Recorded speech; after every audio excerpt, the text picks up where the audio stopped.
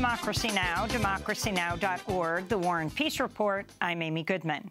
In the Caribbean, at least 10 people are dead after Hurricane Irma, the largest Atlantic hurricane on record, brought devastation to small islands as it barreled towards the Dominican Republic, Haiti, Cuba, and South Florida.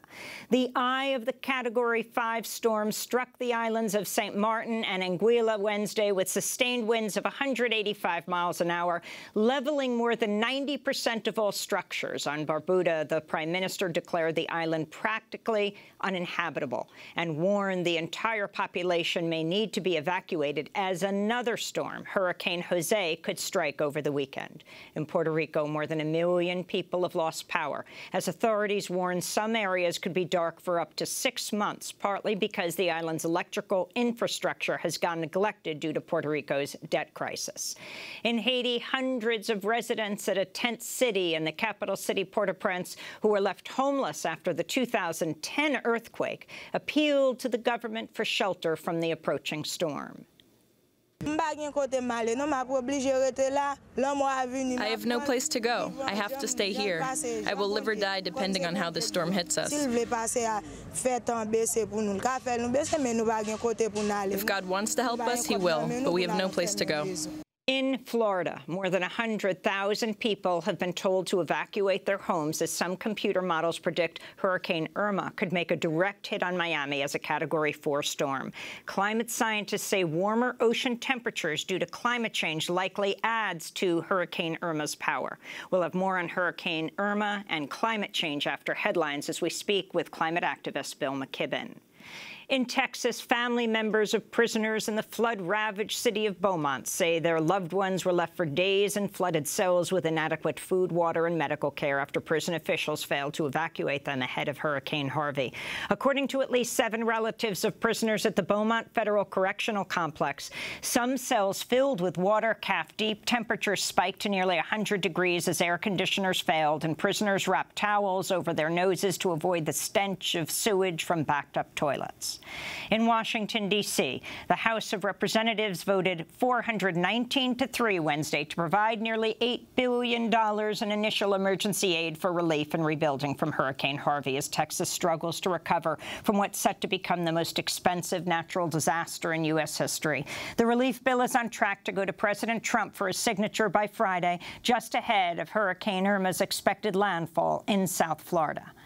President Trump traveled to North Dakota Wednesday to pitch a tax plan that would overwhelmingly favor the wealthiest Americans while touting his administration's role in slashing environmental protections and promoting the fossil fuel industry. Trump made the remarks at an oil refinery in Mandan across from the Missouri River from the state capital, Bismarck. In order to protect American industry and workers, we withdrew the United States from the job-killing Paris Climate Accord. Job killer. People have no idea. Many people have no idea how bad that was. And right here in North Dakota, the Dakota Access Pipeline is finally open for business. President Trump also touted his move to reauthorize the Keystone XL pipeline, which would carry more than 800,000 barrels of tar sands oil per day from Alberta, Canada, to U.S. refineries. President Trump struck a 3-month deal Wednesday with congressional Democrats to raise the ceiling on the national debt, postponing a looming fiscal crisis and shocking members of Trump's own party, including his own White House aides. The deal left Republicans fuming, including Tennessee Senator Bob Corker, who last month questioned Trump's competence and stability. The agreement sets up a showdown on the federal borrowing limit in December. 15 states and the District of Columbia sued the federal government Wednesday by seeking to block President Trump's plan to end DACA, the Deferred Action for Childhood Arrivals program, which gives nearly 800,000 young immigrants permission to live and work in the United States. Among those pressing the suit is New York Attorney General Eric Schneiderman. We understand what's going on in Washington, and we know that when bullies step up, you have to step to them and step to them quickly, and that's what we're here to do today. By definition, dreamers play by the rules. Dreamers work hard. Dreamers pay taxes. For most, America is the only home they've ever known. They deserve to stay here. Trump's cancellation of DACA, which was announced Tuesday by Attorney General Jeff Sessions, set off mass protests in cities around the country. In Washington, D.C. Wednesday, activists outside the Department of Justice building toppled a Confederate monument-style effigy of Jeff Sessions perched atop a cardboard pedestal labeled Living Monument of White Supremacy. In South Korea, hundreds of protesters clashed with police in Seongju County Wednesday over the deployment of launchers for a U.S.-built missile defense system known as THAAD. Dozens of protesters were injured at the overnight standoff when police attempted to disassemble protesters' campsites and forcibly remove road blockades. The protests came as South Korea's government said it expects the North to test launch another intercontinental ballistic missile Saturday. We'll cover the escalating tensions between the U.S. and North Korea later in the broadcast. In Afghanistan, a suicide bomber detonated a checkpoint near Bagram airfield Wednesday, injuring 6 civilians. The Taliban claimed responsibility for the attack, calling it retaliation for an incendiary leaflet distributed by the U.S. military, featuring a verse from the Quran superimposed over the image of a dog. Meanwhile, the New York Times reports at least 18 CIA operatives have been killed in Afghanistan, a previously undisclosed number of deaths that rivals the number killed during the Vietnam War. Among the dead are Brian Ray Hoke and Nathaniel Patrick Delamar, who served as part of the CIA's paramilitary arm, the Special Activities Division. Bangladesh's government said Wednesday the Burmese military has begun planting landmines in the path of thousands of refugees fleeing a brutal crackdown by Burmese authorities, which UN Secretary-General Antonio Guterres has said could spiral into an ethnic cleansing campaign.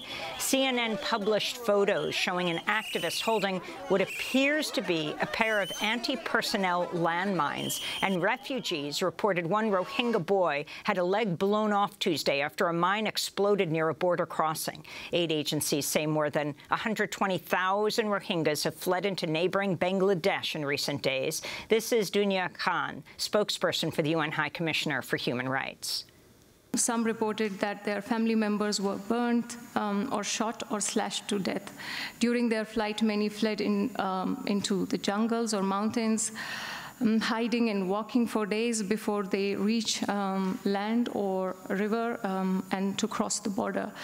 And some of them also told us that they've been walking for 3 days and they didn't have anything to eat. So other than the rainwater or the water on grounds. In Mexico, 29-year-old journalist Juan Carlos Hernandez Rios was shot dead Tuesday night after he left his home in the state of Guanajuato. Witnesses say he was killed by 2 men dressed in black carrying large-caliber weapons. Hernandez worked as an editorial assistant and photographer for the website La Bandera Noticias, which has received multiple threats in recent months over its news coverage. Hernandez Rios is at least the 10th journalist killed this year in Mexico. On Capitol Hill, representatives of Facebook told lawmakers Wednesday the company unwittingly sold $100,000 worth of advertisements to a Russian company that aimed to polarize the U.S. electorate on issues of gun rights, immigration, LGBTQ rights, and racism.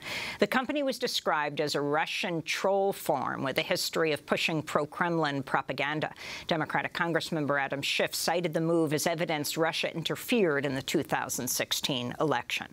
Meanwhile, Donald Trump Jr. is set to testify privately today with congressional investigators as the Senate Judiciary Committee probes a meeting that the president's eldest son arranged in 2016 with a Russian lawyer promising damaging information about Hillary Clinton.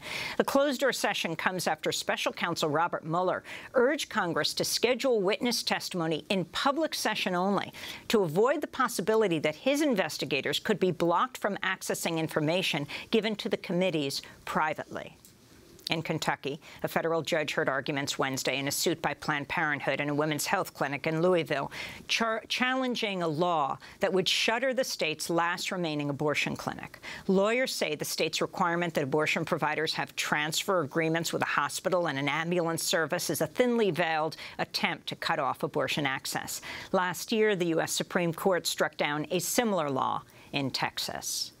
In New York City, a Bronx prosecutor dropped charges against Pedro Hernandez Wednesday after the 18-year-old was imprisoned for more than a year in the notorious Rikers Island jail awaiting trial for a crime he says he did not commit. Hernandez's plight has drawn comparisons to the case of Khalif Browder, another Bronx teenager who committed suicide at the age of 22 after being held at Rikers for nearly 3 years without trial for a crime he says he did not commit. And Seattle Seahawks star Michael Bennett said Wednesday police officers assaulted him and threatened his life outside a boxing match in Las Vegas last month as they arrested him while he joined a crowd of people fleeing the sound of gunshots. In a statement posted on Twitter, Bennett wrote that an officer threatened to, quote, blow my effing head off, and that, quote, Las Vegas police officers singled me out and pointed their guns at me for doing nothing more than simply being a black man in the wrong place at the wrong time, unquote. Bennett has joined a protest movement led by former 49ers quarterback Colin Kaepernick against racial injustice, sitting on the sidelines during the playing of the national anthem ahead of Seahawks games. And those are some of the headlines. This is Democracy Now!, democracynow.org, The War and Peace Report. I'm Amy Goodman. And I'm Noreen Sheikh. Welcome to our listeners and viewers around the country and around the world.